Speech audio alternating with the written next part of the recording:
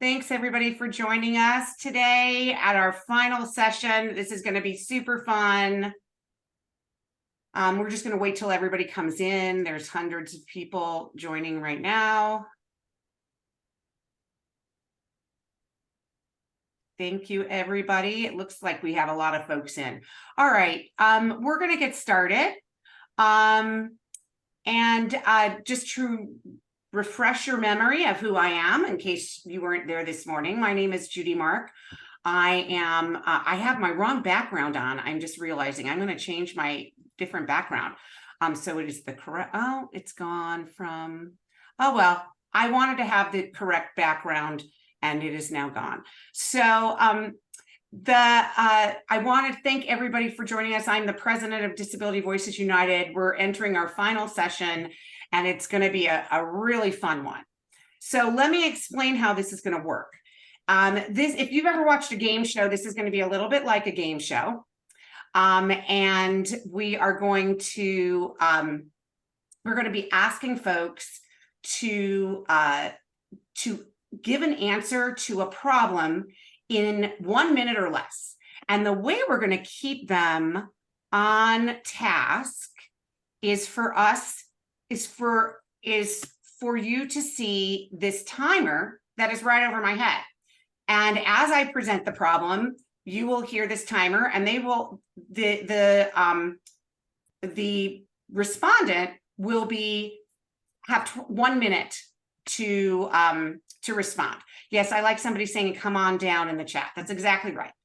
And at the end of that 1 minute, you're going to hear a very subtle little, and that hopefully will get you to stop. If that doesn't get you to stop, then I will start going like this. And if that doesn't get you to stop, I have a giant foghorn no, I really don't have that, but I will try not to interrupt you.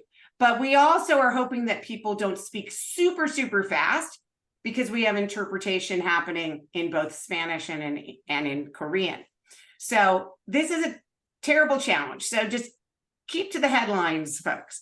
All right, so we have this illustrious panel that are going to be our respondents. Each one of them is an extraordinary leader in the field themselves.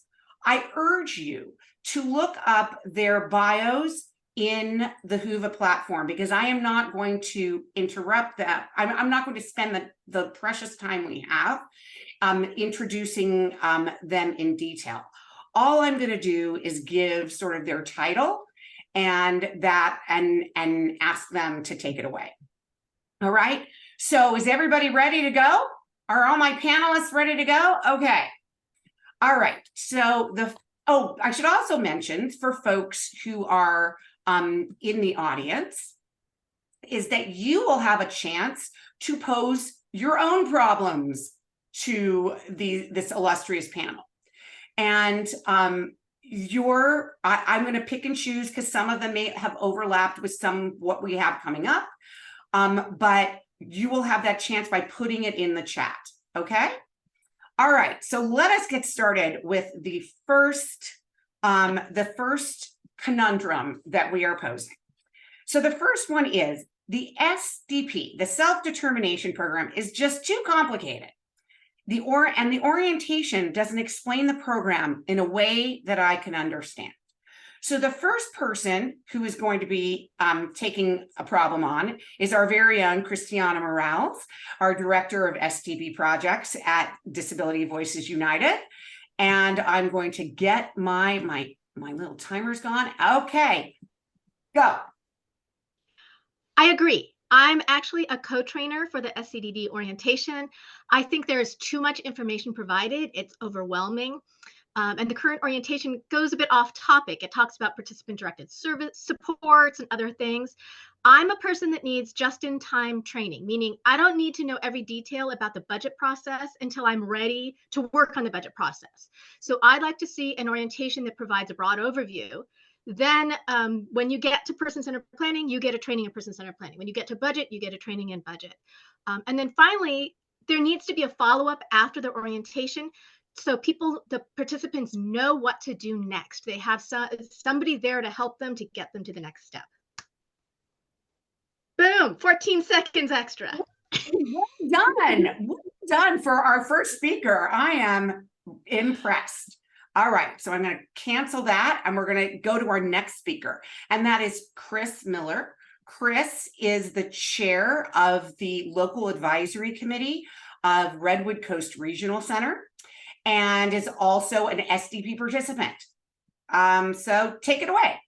So I agree with everything Christiana said. I think all of that's fantastic. One of the things that I also think, though, is information tends to move too fast. Like, people can't understand it. I think it just goes too fast. I think it gets super convoluted. And I think, there needs to be more built-in support at the trainings or the orientations to help people really help understand the issues that they're having difficulty with. I agree that it's all kind of messy and sort of all over the place. So I'd like to see just proper supports put in place to be able to support people that have processing issues like me, for example. So, so that would be my answer. Thank you, Chris. Wow, we are doing really well. I'm very impressed so far. All right.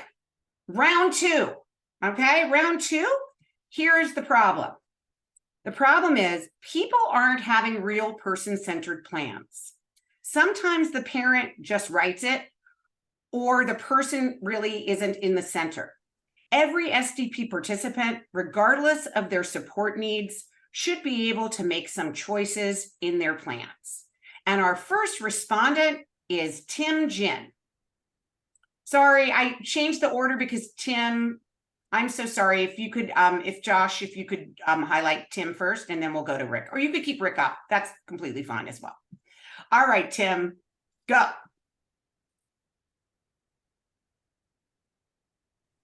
He needs to unmute. Yeah. All right, Tim, when you're ready, go ahead and unmute.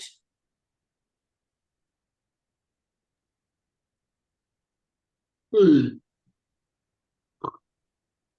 entire concept of having a person-centered plan is for the person and not for the family or the parents. I hear too often from parents that my child cannot communicate with me like you do, Tim. I don't believe that someone can't lead their PCP meeting just because they cannot speak through conventional means. I've been in several meetings where the individual asked me to be in their circle of support.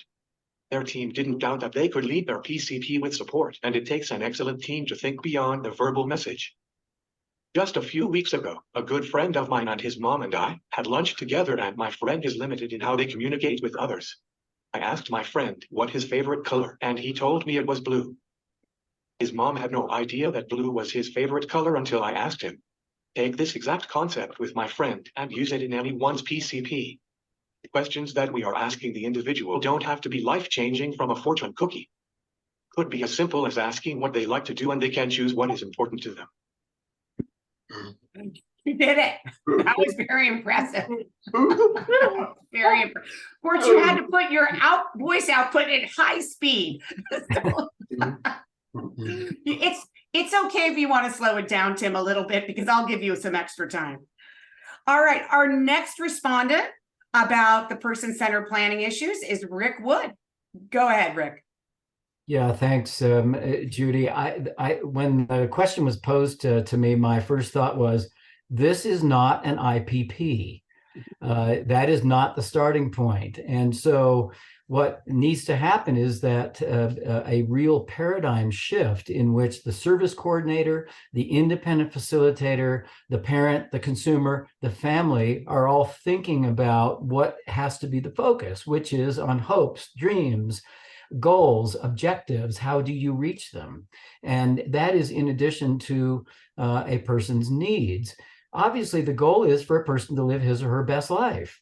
And so you don't check boxes. You don't think of it as an IPP. It's not that complicated, and we should not overcomplicate it. Thank you. That was great. Also, well done. People are really taking this very seriously. Okay, let me stop this. There we go. All right. Thank you both. That was excellent. We're on to round 3. We have many rounds. People should be prepared for this. Round 3. My regional center service coordinator doesn't understand the self-determination program. They told me I am not eligible, or they discouraged me from going into the program. Regional center staff need more training. And I realized just a second that I forgot to introduce Rick and Tim before you spoke. Let me just go back and do that. Tim Jin works for DVU as our Director of Empowerment Programs and is a Self-Determination Program participant. Rick Wood is the chair of the Kern Regional Center Local Advisory Committee, as well as the co-chair of the statewide Self-Determination Advisory Committee, and is the parent of a pilot participant for over 25 years. I now would like to introduce Mitchie Gates, the Executive Director of Kern Regional Center, who will answer this issue about regional center staff needing more training. Thank you so much for joining us, Mitchie. Thank you. Are you starting my time? Okay. So I would start the self-determination plan program training immediately for new staff at new employee orientation. The NEO would include self-determination success stories like Rick's, so that service coordinators could see right off the bat how impactful this program is and can be. And then we would continue with more in-depth training and refresher training at the unit levels within the regional centers using the participant choice specialists. We would require passing a competency test on SDP through an online training module. We would have weekly participant choice specialist consultations available. IPP approval form would include whether or not the SDP was discussed, and there would be a survey after the IPP. Those are phenomenal ideas. I love it. I love it. Okay, great. I just want to do a quick note to Tim. I will not cut you off. If you could slow down your voice output, the interpreters could not interpret that. So I'd really appreciate it. I will give you extra time. Okay, our next speaker on that same issue is Will Liner. Will is the managing attorney for the IBD practice group at Disability Rights California. Go for it, Will. Thanks, Judy. Regional center training, that's a good thing. I think we can all agree with that, but it's not enough by itself. So I would also make, and I think Michi said this, SDP discussions part of a standardized IPP process so that everyone's getting all the information about their options at least once a year. But even more broadly, if regional centers are discouraging people from entering into STP, we have to be curious and ask why. Is it because they just don't understand it? Do they see the onboarding process as a headache because it feels too complicated? Are they just too busy serving people in the traditional system? Is it all the above? So if I had a magic wand, I would identify and eliminate all of those barriers that drive service coordinators to steer people away from SDP, remove those barriers, and then incentivize the opposite. Wow, I think you got it at exactly 1 minute. Thank you, Will. Those were excellent suggestions. Appreciate that. Okay, we are already on round number 4. So the question for round number 4 is, regional centers are very inconsistent in the way they are implementing the SDP. We have 3 respondents for this particular problem. And our first run is Susie Reekworth. Susie is the Assistant Deputy Director for HCBS and SDP branch and at the Department of Developmental Services at DDS. Thank you, Susie. Thanks, Judy. So 21 different regional centers means local variation, which is really good for such a diverse state. But as we all know, it presents challenges with a program like self-determination that largely shares the same vendor providers like financial management services. And in many cases, the independent facilitators throughout the state are working with multiple regional centers as well. So from the department side, we get a lot of feedback that standardization would be helpful in specific areas. Oftentimes people will tell us, can you put some standardization in place around the spending plan, around the individual budgets, around HCBS compliance assessments? And so if I had my magic wand, I would like to make that standardization work for people, and that's going to require a lot of community feedback. But I also want to preserve the local variation that makes sense, like with the implementation funds and how those are used. Thank you. That was really helpful. All right, our second, we're going back to Mitchie Gates from Kern Regional Center. Go ahead, Mitchie, after you are spotlighted. There we go. Okay, I'm ready. So our regional centers, through their discipline groups and their Association of Regional Center Agencies, would look at the differences in the way each of us is implementing across our centers, and then we would look at some best practice standard processes, and the development would also need to include, obviously, input from individuals and families about their observation of what the differences are, what's working, what's not working, what they would consider best practices, and then regional centers could learn from each other about what's best practice, and then through our association, we could develop a standardized process that would work for all of the 21 regional centers, taking into account some of the local differences that would be needed, but overall that we would be using that same standardized process, which would be super helpful, I think, for regional centers as well. Thank you. That's a great perspective to hear that regional centers would want that as well. Thank you. Okay, so let's move on to our third respondent on this same issue, Victor Lira. Victor is the president of support services for Aviana Healthcare. Thank you, Victor. Victor is the king of standardization, so we felt we must answer this.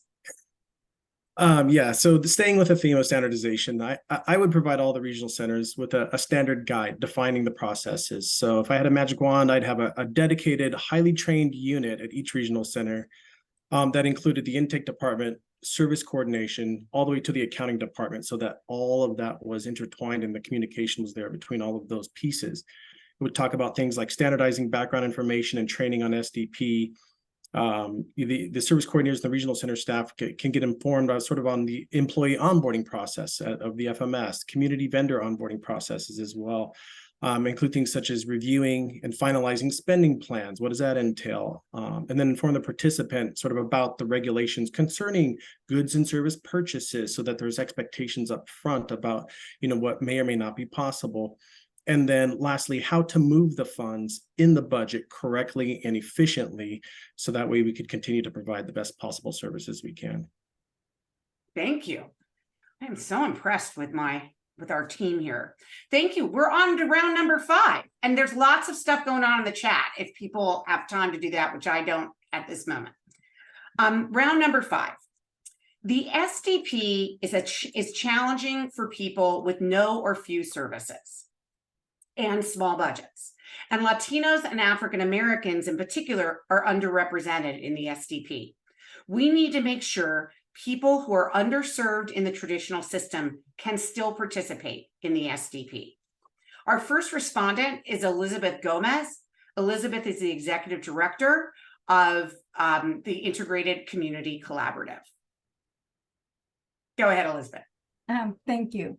Families with low to zero purchase of services are typically underserved, but more than anything, they're misinformed. So in their efforts to make the transition to self-determination, a lot of the times they're discouraged from doing so. A lot of what we've heard in this since this morning. So one of the things that we know is that SDP offers a unique opportunity to balance and access services in a more equitable manner.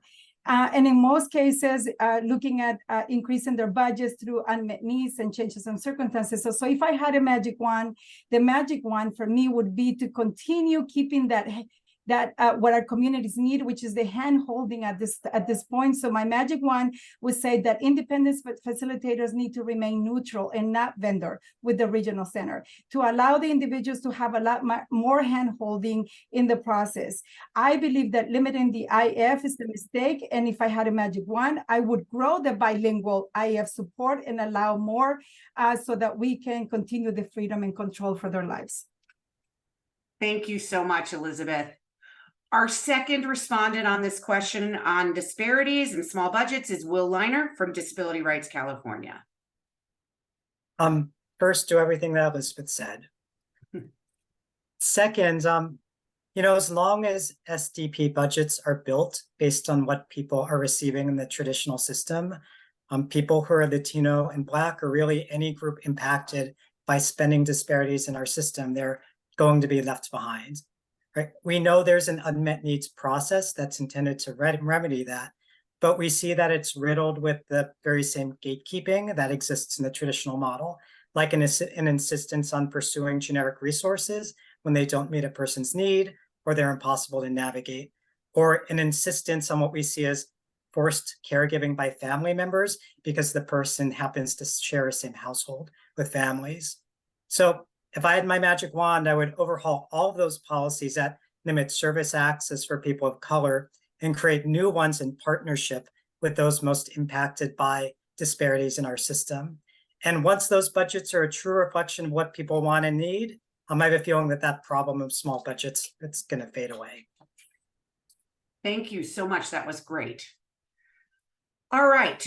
On to round number 6. See what we're trying to accomplish here? We're just trying to get through all of these issues that we didn't get to really talk about at some of the breakout sessions.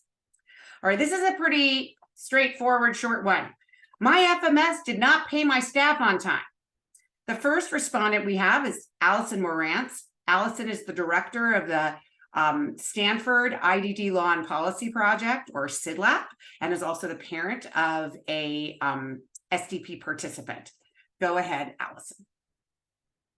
The California Labor Code is very tricky. It imposes fines on companies that do not pay their employees on time, or who do not give their employees all of the wages they're owed quickly enough after their employment ends. You can find out what the Labor Code penalties are by just Googling California Labor Code penalties. It's the FMS's responsibility to comply with the California Labor Code. For example, when my FMS violated the California Labor Code, they made things right by paying the penalties to the staff that were affected. If your FMS makes a mistake and does not pay your staff on time, they should also do the right thing and pay the correct penalties to your staff. Thank you. That was really good. Very helpful. Thank you so much. Let me get my little timer to stop. Okay. All right. Our second respondent here is Jason Berquist. Jason is the FMS director at MainCell, which is one of the big FMS companies here in California. Well, not based in California, but you work in California. All right. Go ahead, Jason. Yeah, I agree with everything Allison said. The labor laws are kind of complicated, and employees definitely need to be paid on time. Whether the labor laws say so or not, whether there's penalties to be paid or not, your FMS should comply.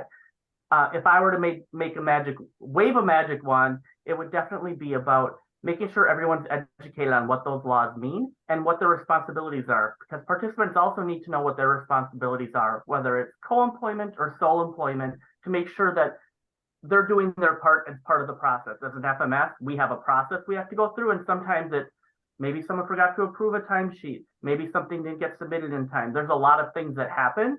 So I don't want to be defensive of an FMS, because if we make a mistake, and we need to own up to it and make sure that the penalties are paid. But we also want to make sure everyone knows their roles and responsibilities in the process to make sure everything gets paid, and make it as simple as possible for everyone to follow that process too. Thank you so much, Jason. That was excellent. All right, on to round number 7.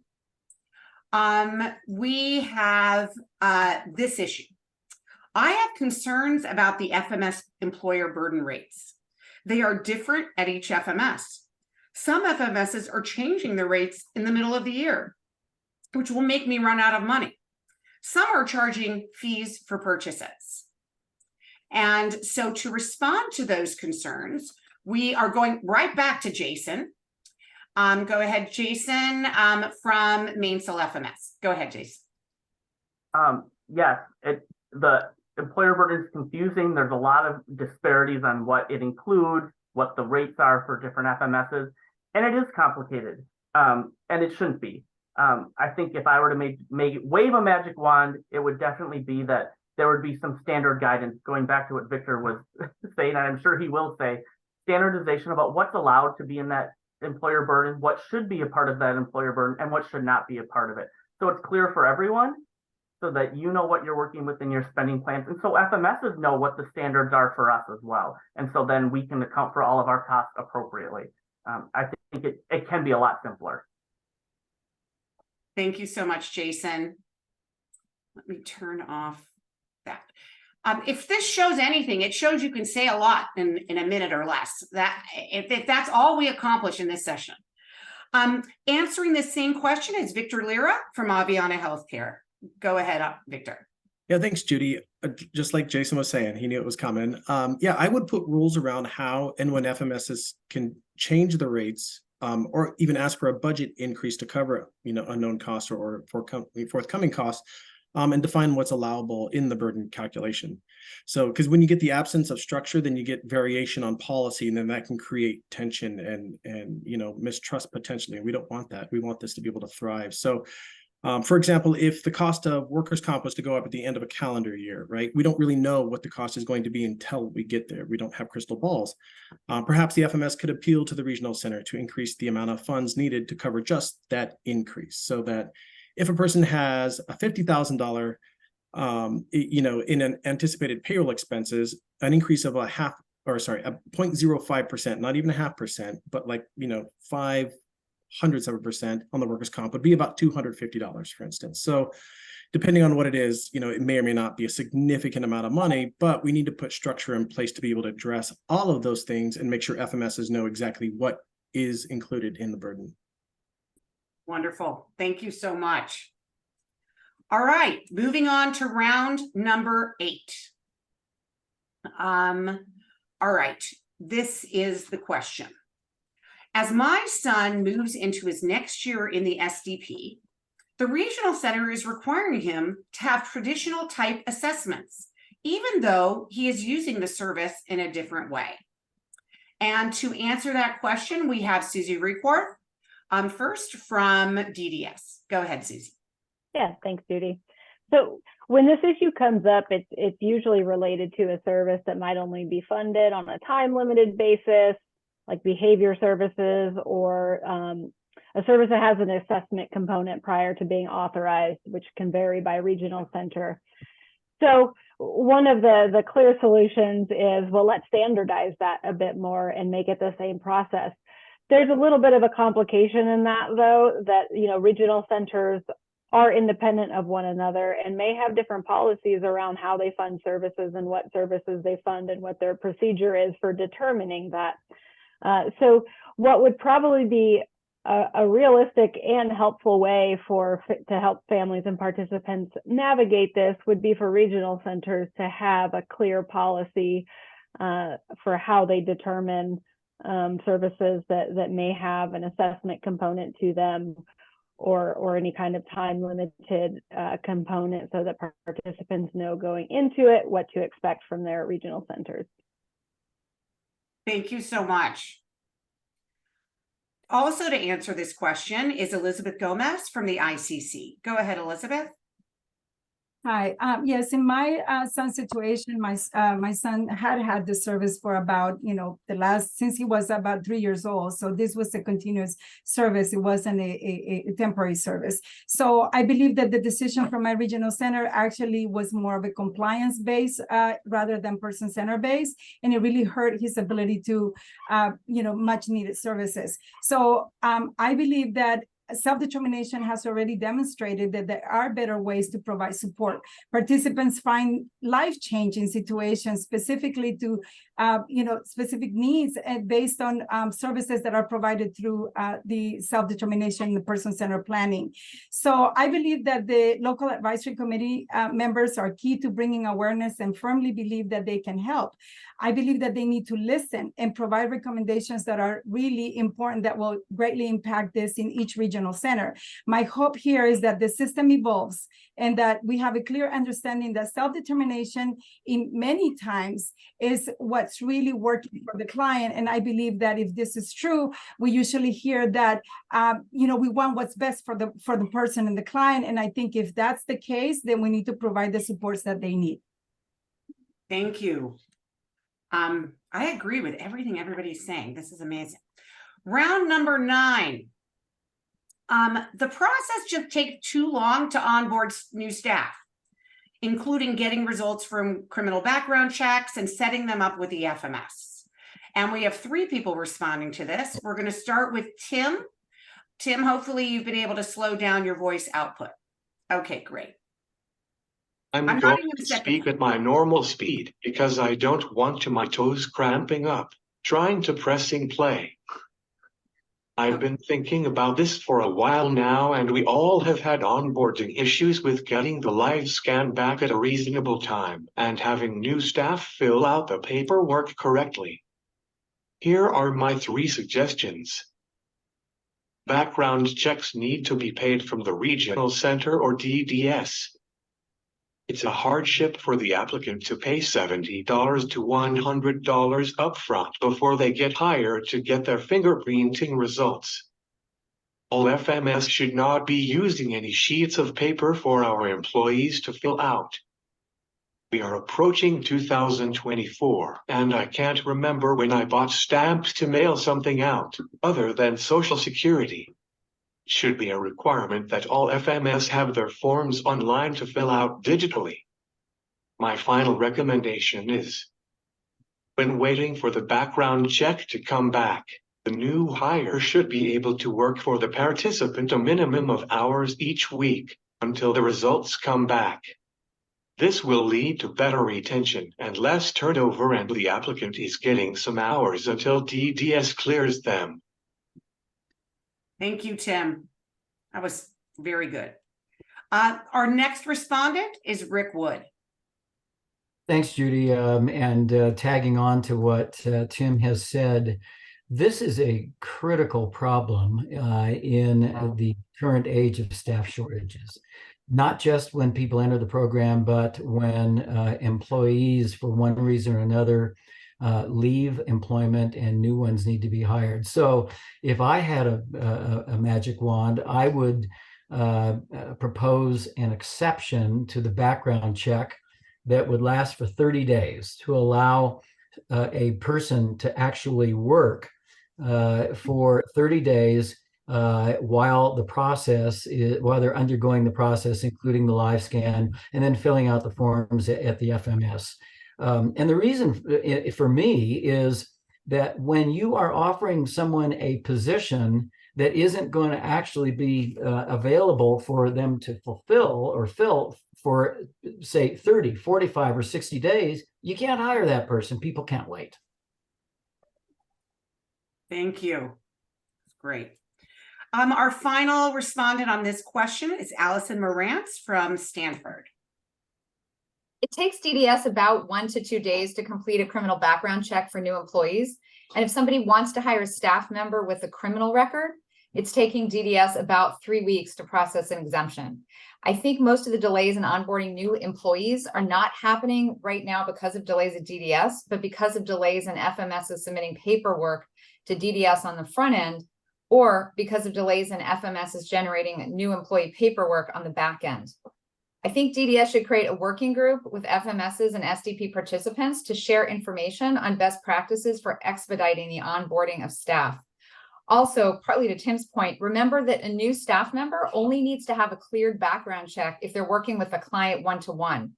Before the background check clears, they can still start their training or provide support to an SDP participant if they're supervised by other staff members. I also love Rick's idea of having that 30-day kind of automatic period before things clear, as well as Tim's idea of having DDS cover the cost of the background check instead of people having to pay. So.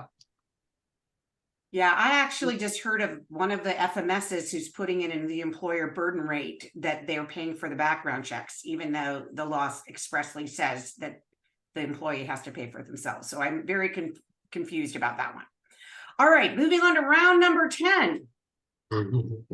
There is too much inconsistency among the FMSs. Some require a vendorization process, which is discouraging non-traditional providers from getting involved in the SDP. Some don't pay for classes up front. Some don't offer credit card purchases. None of that, few of them, I now know that there are a few, provide reimbursements. Our first respondent for that question is Susie Reekworth from DDS. Thank you, Judy. So self-determination is unique right now in that the one required vendor actually doesn't have formal regulations since SDP is a new program. And that's very different from other providers in the traditional service system that have pretty extensive regulations. And that's part of the job of the department moving forward, is to initiate that regulation process. But in the meantime, we are putting together standards to guide the FMSs. And I sure hope that that's a magic wand for some of these issues that are coming up. We're certainly listening to what people are experiencing and talking to the FMS providers about where they may be experiencing some confusion, so that when we do get these standards out for the FMS providers, that they actually tackle the things that need to be tackled and help provide that consistency that we're not always seeing right now. Thank you so much. I agree. Hold on, let me turn that off. Okay. Our next respondent for that question about the FMSs is an FMS himself. That is Jason Bergquist from Mainsail. I wholeheartedly agree with what Susie has said. Goes back to the standardization that we've been talking about. We like standards. We like to know what the rules are.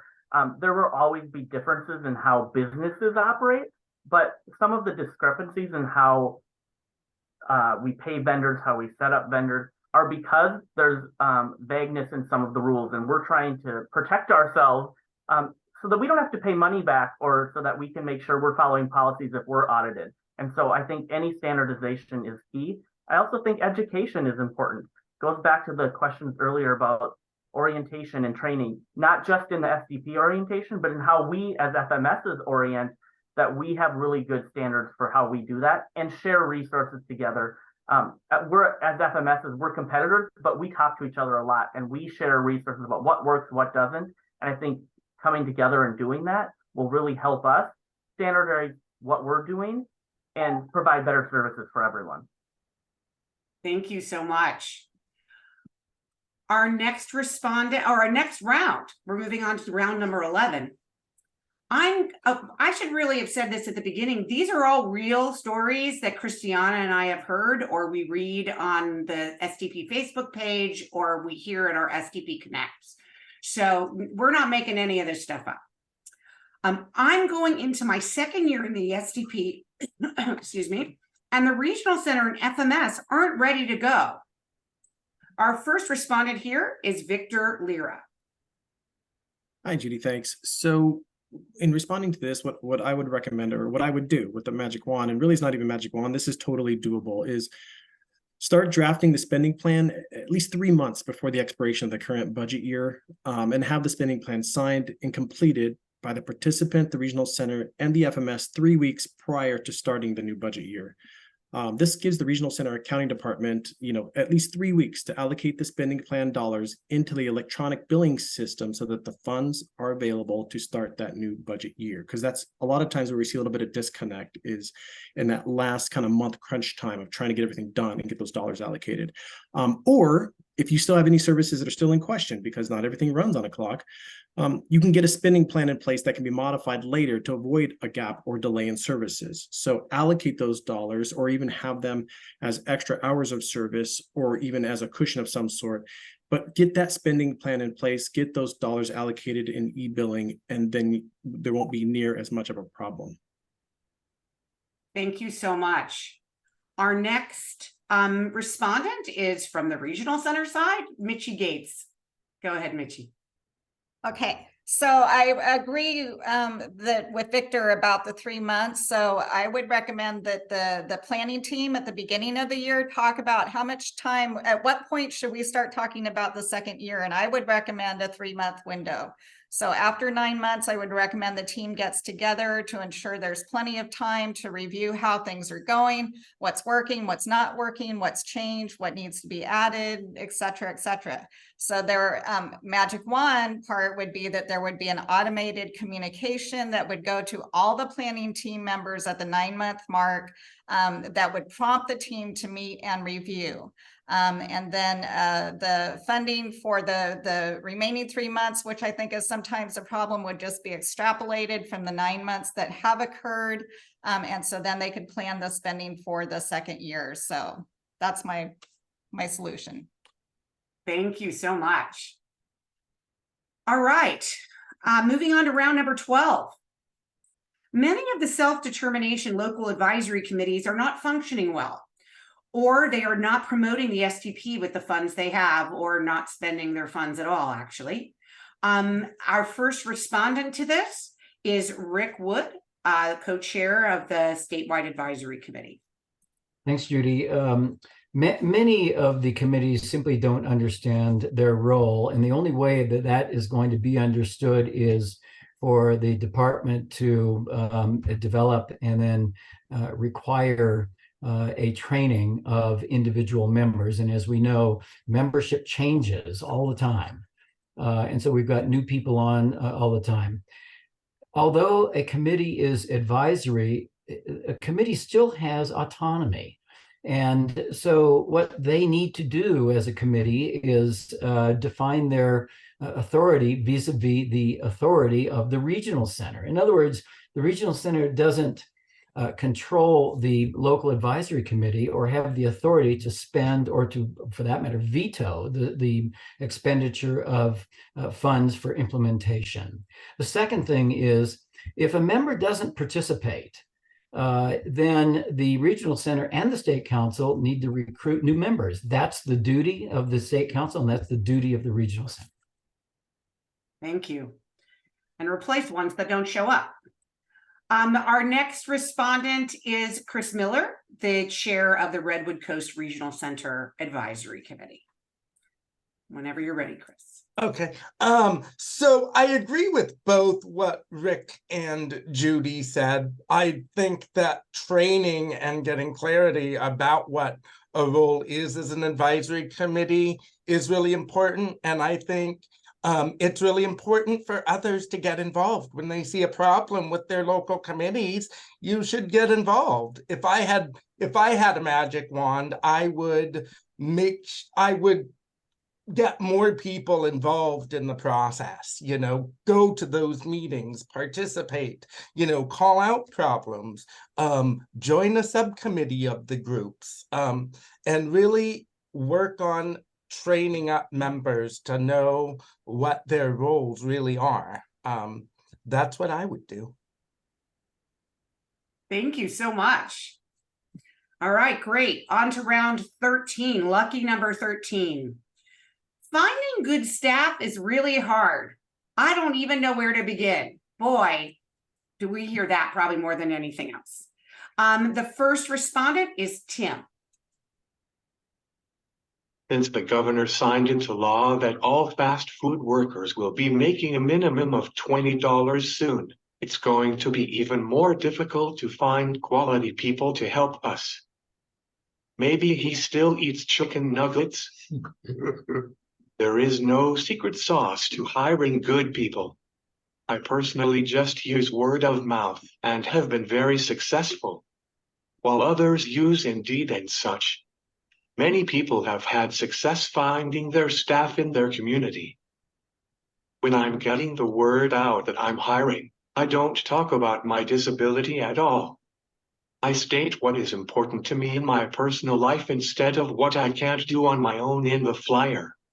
No one wants to know how hard the job could be, versus telling them a bit about myself first. Here is a quick example. Tim is in SDP, where he is independently responsible for running his own program. It's an awesome opportunity where Tim can have the ability of hiring his own staff and going out with no limitations. Thank you. Thank you so much. Our next respondent of this question is Allison Morantz. Unless you can easily hire people through your social networks or through word of mouth like Tim, I do think the best way to find new staff is through Indeed.com. Creating a job posting on Indeed.com is pretty simple, and you can do it for free, but you have to pay extra if you want to make sure a lot of people see your ad. Two other places to consider advertising for staff are LinkedIn.com, which also costs money, and Nextdoor.com, which is free. LinkedIn and Nextdoor do not generate as many applications as Indeed.com, but they also can sometimes be helpful. I suggest that a group of influential stakeholders meet with the corporate leadership of Indeed.com and LinkedIn to see if they might be willing to provide discounted rates to SDP participants. What do we have to lose? Posting your ad in social media and circulating it to social networks can also be good strategies. Finally, you might consider offering your current staff a small bonus if they refer friends or family to you that you end up hiring as new staff members. I'm writing down all of those ideas as my son is moving out next year and we will need to hire lots of new staff. Great ideas, Allison. All right, round number 14. Regional centers are micromanaging my spending plan, or they are requiring me to put traditional system budget items in my spending plan. Our first respondent is Will Liner from DRC. Thanks, Judy. If I had a magic wand on this one, I would make it clear in the law that regional centers need to automatically approve all items and services in the spending plan that are consistent with the SDP statute. So that doesn't mean everyone gets everything they want, but if a participant can show that the item or service, one, meets federal HCBS home and community-based services requirements, and it doesn't duplicate what can be provided through a generic resource, well, then the regional center's role should be able to support the person to access their spending plan supports. And if they can't do that, then their role should be to get out of the way. And while we're at it, I would also eliminate the rule that people need prior approval for transfers of more than 10% across budget categories, and whatever safeguard that might have is outweighed by the burden it imposes on people, and not to mention the damage it does to a person's sense of self-determination over their own lives. Thank you for that. Yeah, I agree. Okay, our next respondent for the micromanaging spending plan is Christiana. Go ahead, Christiana. I agree with everything that Will said. I was just in a meeting with the regional center and a group of IFs discussing this exact thing. And the regional center just doesn't have the authority over the spending plan. However, I'll say that I hear some of the regional centers' concerns over the spending plans and some of the things that they have concerns over. And as an IF, I have on a rare occasion experienced participants asking for something I didn't consider necessarily ethical, but that's not the norm. And we can't have everyone lose their rights because a very few might take advantage. So the IFs and the regional centers really need to work together to better educate the participants of what is allowable. And the regional centers just by no means have the authority to control the spending plans. And we have to stand by that because the spending plans are created and run by the participants. That's the key to self-determination. Thank you, Christiana. All right, round 15. My regional center won't let me get cooking lessons in my home or take an individualized swim class at the Y because they say it's not HCBS compliant, home and community-based services compliant. It's a new inclusion rule, not so new, almost 10 years old. But other regional centers allow it. How can we make this more consistent? Our first respondent is Susie Recorth. All right, thanks, Judy. So first, let me just highlight that the new HCBS settings rules are absolutely a huge step in disability rights. I know we've spoken about that a lot today, and this is a really cool set of rules that we have out there that really take further protecting people's rights. However, in self-determination, which are also subject to the HCBS new rules, it can get a bit complicated because we're not always working with vendored providers, and there's honestly a lot of learning that still needs to happen, not only in the community, but among regional centers and participants in self-determination. So I think where the focus needs to go next is really increasing that education about what are these new rules, why are they important, and what do they look like in real life. And then, of course, putting some standardization around how does that assessment process happen in SDP, and how do we clarify what services need to go through that assessment. Thank you, Susie. And I'm noticing somebody was interested in the HCBS rule in the chat. So if somebody could put a link to some information on it, that would be great. I know there's a lot on the DDS website. The second person responding to that question is Elizabeth Gomez from the ICC. Yes, so we agree that HCBS rules is something that families have really no problem in following. They're happy. This is exactly what we've been waiting for. What the issue that we find is that families do find programs that do have or comply with the HCBS rules, but what they are told is that they cannot do private lessons. And this is the case for a lot of the families. So there's a lot of misinformation. So the solution is to work at inclusion exactly as we need. Each individual cannot be forced to the process or even miss the opportunity just because perceptions that some programs may not be appropriate for them. So I believe that what we need to implement is, like what we've said, is a lot more information so that families as well as regional centers can implement the final rule. Thank you so much, Elizabeth. I just want to, we have more questions, we have more rounds, but I want to encourage our audience to go ahead and put questions in the chat of subjects that you may not have heard.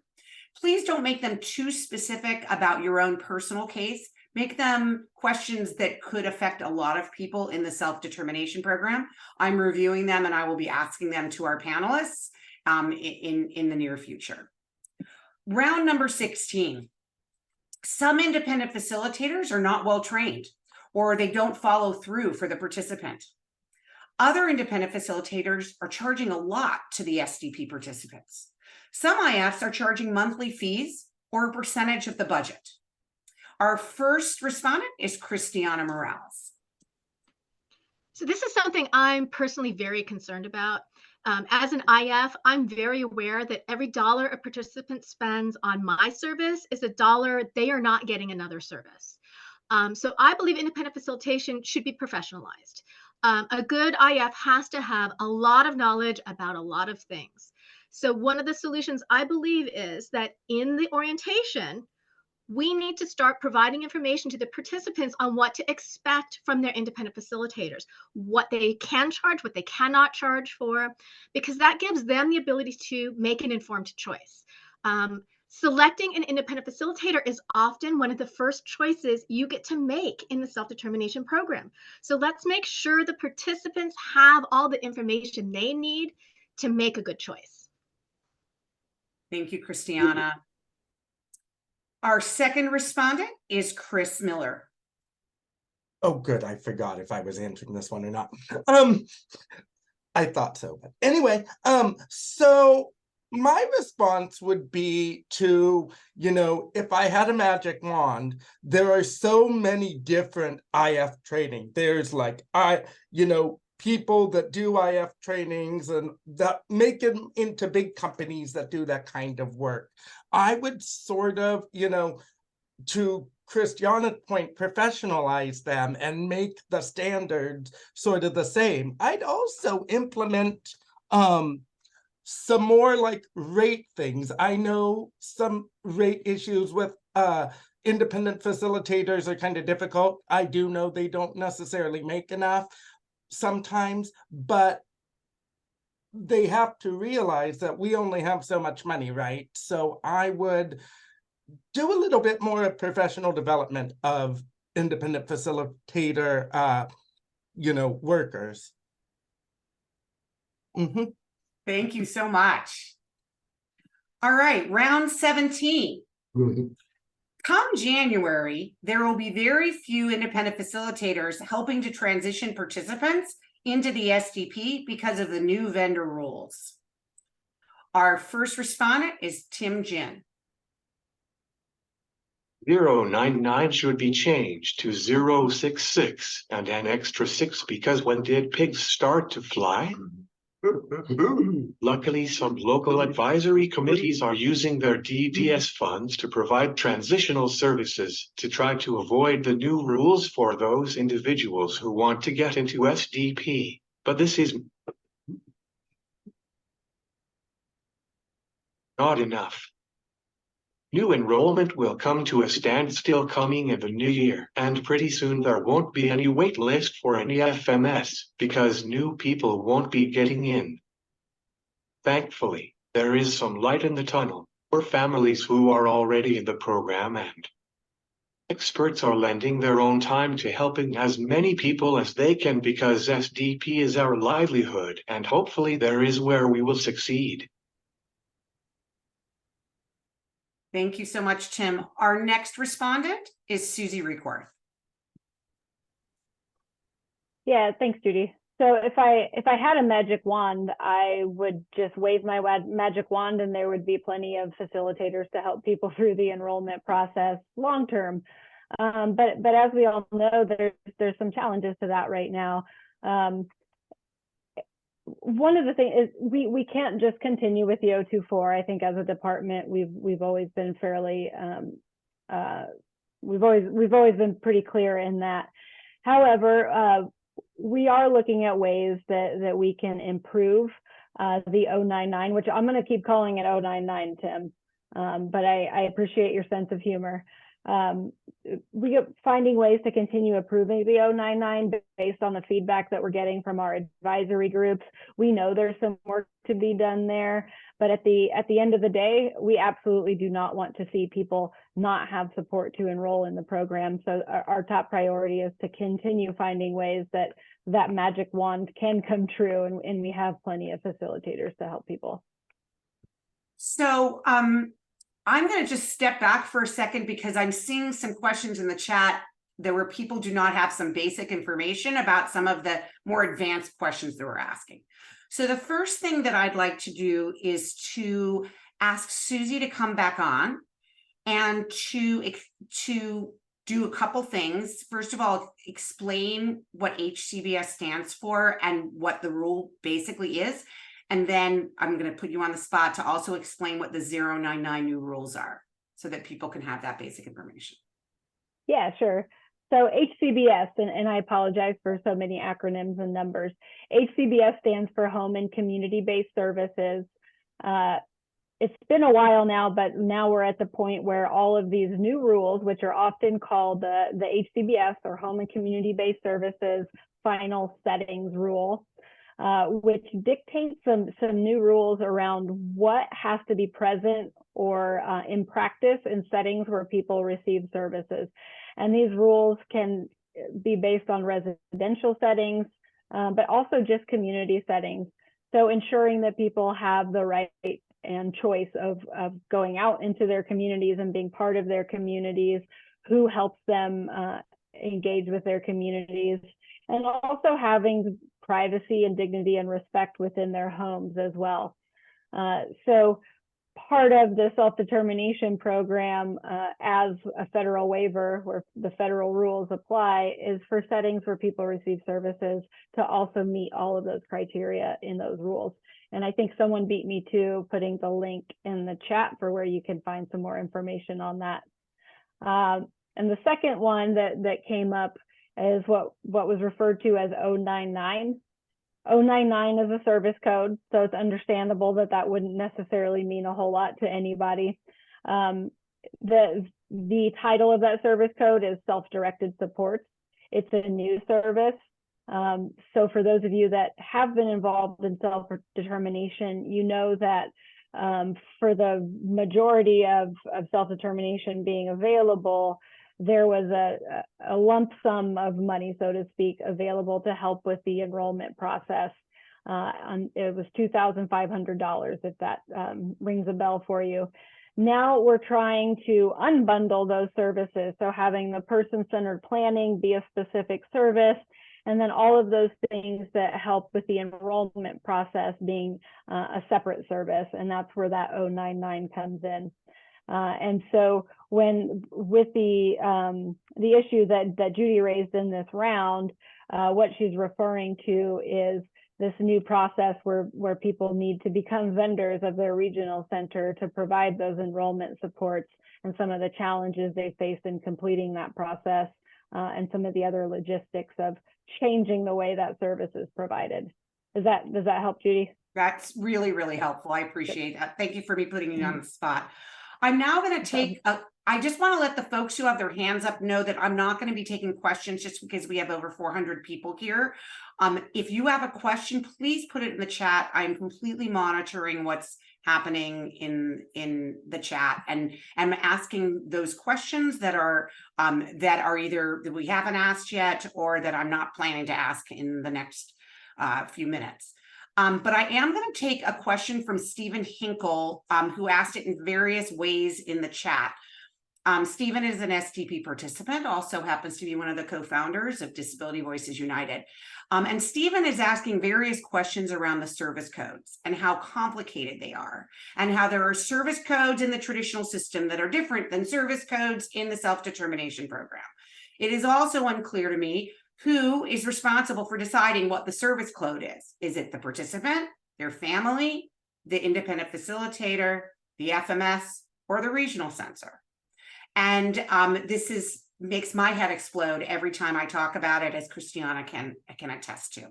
So I would love for someone to talk about that. How can we simplify it? Maybe could we have fewer service codes? How could we make the whole process much easier and not create a lot of pain points, particularly with FMSs say that's not the right service code? So go ahead and raise your hand, you speakers, not the audience, if you would like to answer that. And I see Chris Miller is the first one. Go ahead, Chris. So I don't know if this idea has been tossed out or not, but really what we should be doing is breaking down all of the service codes and all of the various needs into three simple things: community living, health, and employment, and do everything on those needs, like on those particular areas. I think that will simplify how we deal with service codes and how we deal with where money goes and what that sort of looks like when, when building an independent budget for a person. I think we have a tendency to overcomplicate things, and it takes 25 people, like 25 days to do, to finish a budget and to make things go for people. And I think that's not right. We need to make it simpler. Thank you, Chris. Go ahead, Allison.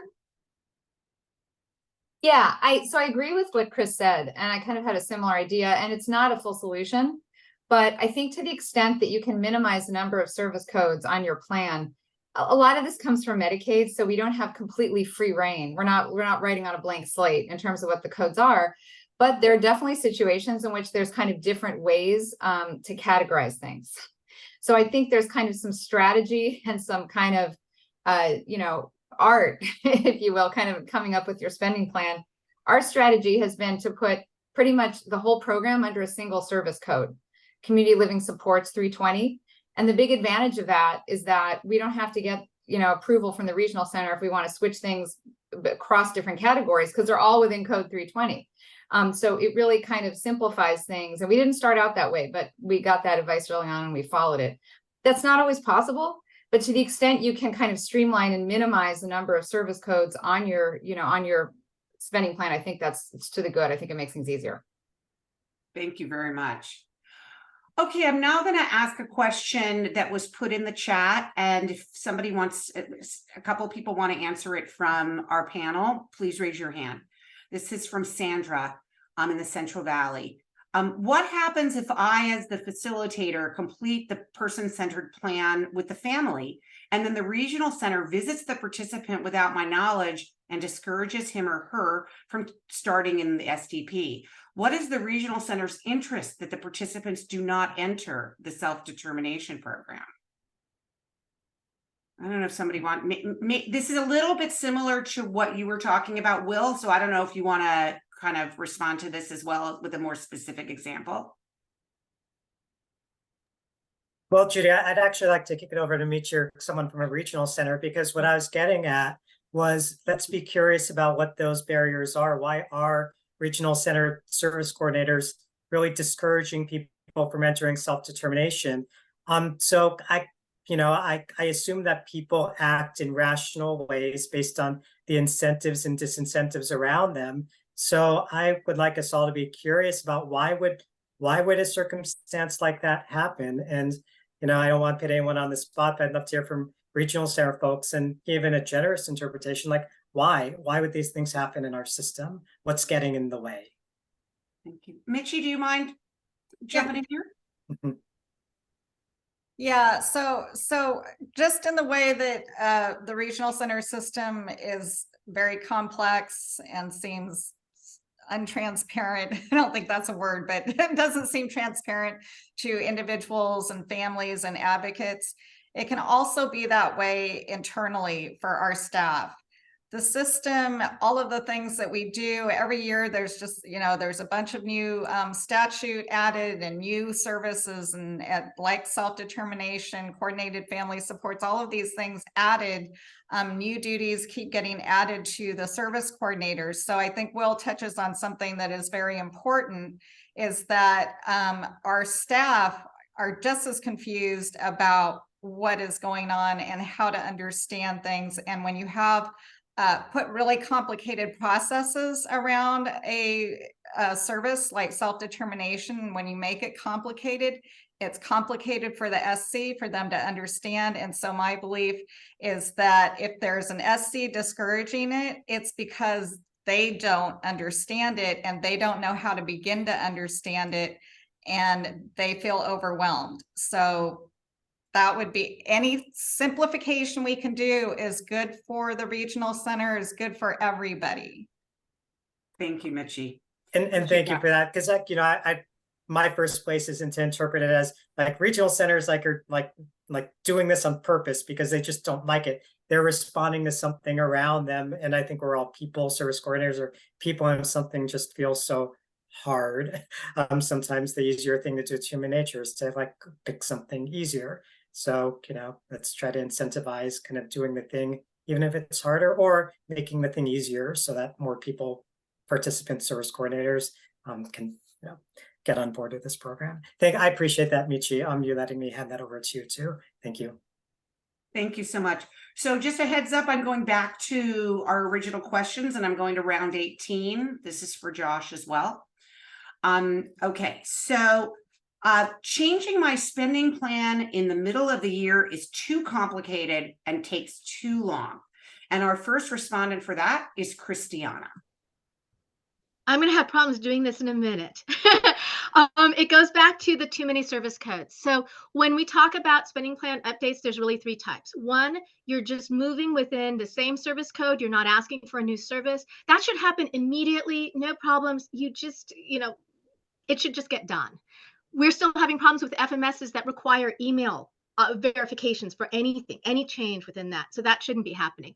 The second is you want to update, you want to move between codes and categories, but you're not creating a new line item. All of the line items are there. You're just moving money between things that already exist. And there's already a directive, a January 20th, 2023 directive that said that the RC needs to notify the FMS of a change within 3 days. But they said notify. They didn't say they need to update the POSs within 3 days. So DDS could very easily solve this problem if they just put a clarification in that directive and said that needs to update the POSs in 3 days for a simple change. There's no new service being required. The third one is you're asking for a new service. And then I don't have an easy answer for that because it kind of goes back to how we create the spending plans in the first place. So you kind of have to have an understanding. If you're going to be asking for a new service, it's going to be taking a little bit longer. So that's my long answer for spending plan updates. 2 easy solutions, 1 we need to work on. That wasn't even that long. 1 minute is not very long. So thank you for that. And now let's ask an FMS. Jason, go ahead. My answer was going to be very similar to what Christiana said, and I'm glad we already had that service code conversation earlier. That will save me some time. That is a huge part of it.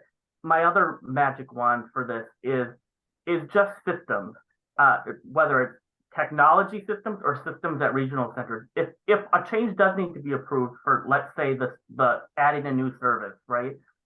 It goes through so many people and so many antiquated systems to get everyone what they need. I think we need to really work on what are those systems and how can we break down those barriers. There's so much bureaucracy involved. What can be taken out? What can be simplified? How can we make things so much easier? We at Mainsail work in other states where a change is very simple. All of the services are offered under one, even if it's broken up under different service codes, the authorization we as an FMS get is much simpler. It's all under one code. It's a lot easier. We don't have to get a new authorization every time. And FMSs are really trying to protect ourselves to make sure we can make payments. And that just systems is a huge thing. I'm really quite stunned at how much agreement there is here. All right, round number 19. My FMS or regional center said I cannot change to another FMS mid-year of my self-determination year. Our first respondent is Mitchie Gates. Okay, so I believe the regional center can change the FMS at any time as long as there is a new FMS available and willing to step in, and that the 2 FMS agencies can cooperate with each other for the handoff. So this is another issue where I think developing a process for that handoff could be developed and standardized across the regional centers and across FMS agencies.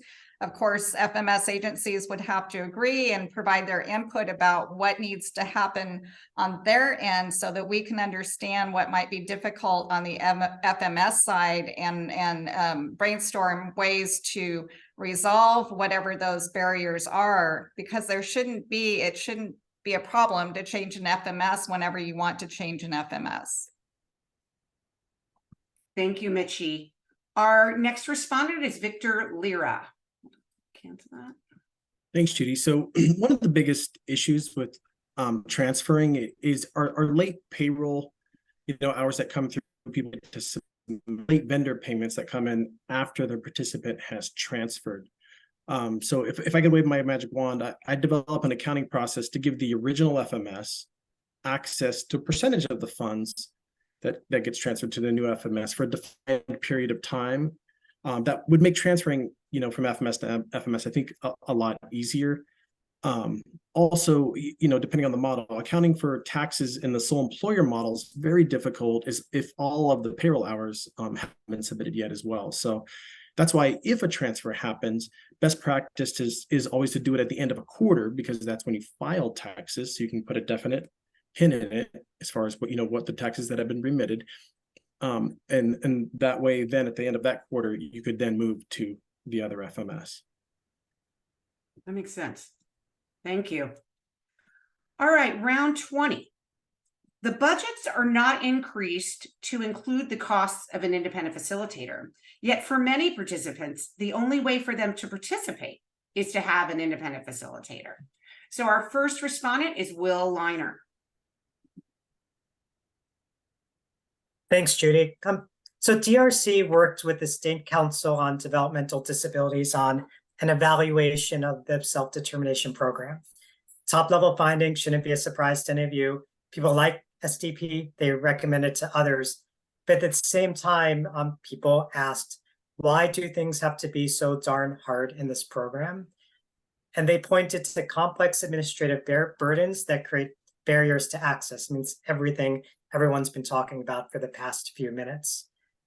So because of these barriers, the only way some people can access the self-determination program is with an IF.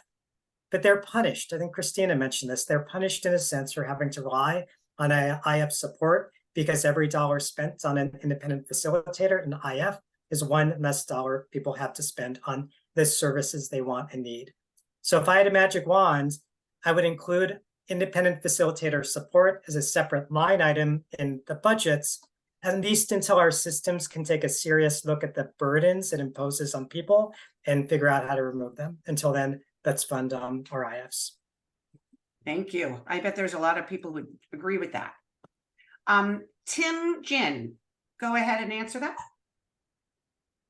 The independent facilitator's responsibility should be to coach the participants and families as much as possible on how to successfully navigate through the program without constant supervision. That is how I was trained from my previous experience at having an IF, and I still have a facilitator just in case it gets too much for me to handle. Like advocating for me or making sure that I'm on a budget. But my IF does not get involved with my FMS because I accepted that role as my responsibility and everything else. Think of a facilitator as a parent. At some point in time, they want to be empty nesters and not be mama bear and keep on hovering over the child. The IF should be teaching the clients how to lead their program or creating a natural support system for those of us who need assistance. A way that we are creating the role of a facilitator now feels like we are giving them too much responsibility, where they are becoming service coordinators. Thank you, Tim. I'm going to actually let that be the last answer because we are 5 minutes away from ending this entire conference today. Although Christiana will tell you what's happening right after this session. But what absolutely stunned me during this entire session was how much the second speaker who was answering a problem said, I agree with everything the first speaker just said.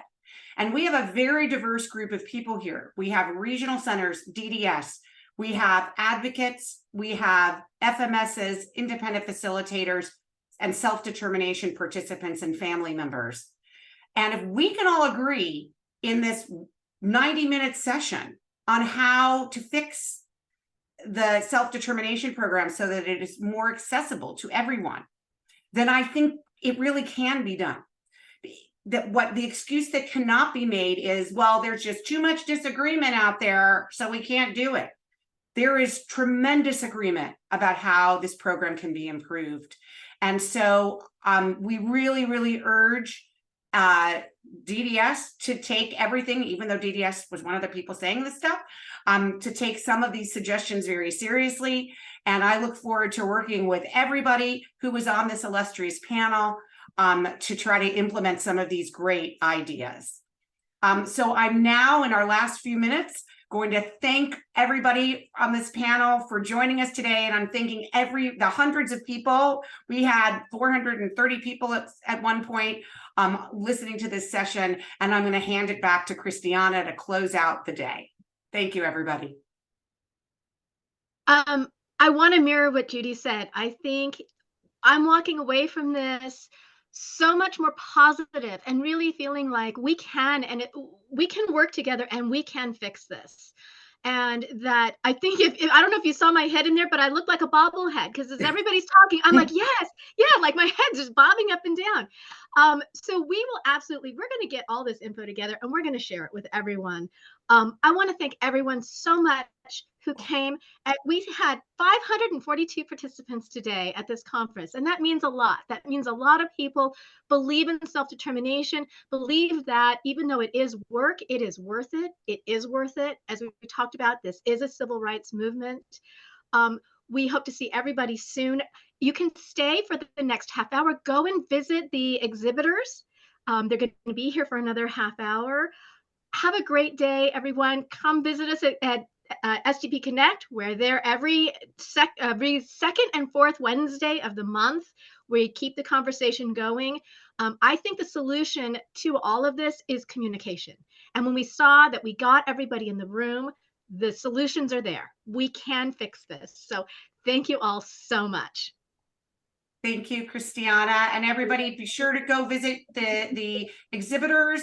And we forgot to promote the books that we write. So go to the DVU website, disabilityvoicesunited.org, and look at the 2 books that we have for sale on the self-determination program. And stay in touch, everybody. We really appreciate you. And we are ending early. Amazing. Thanks, everybody. Take care.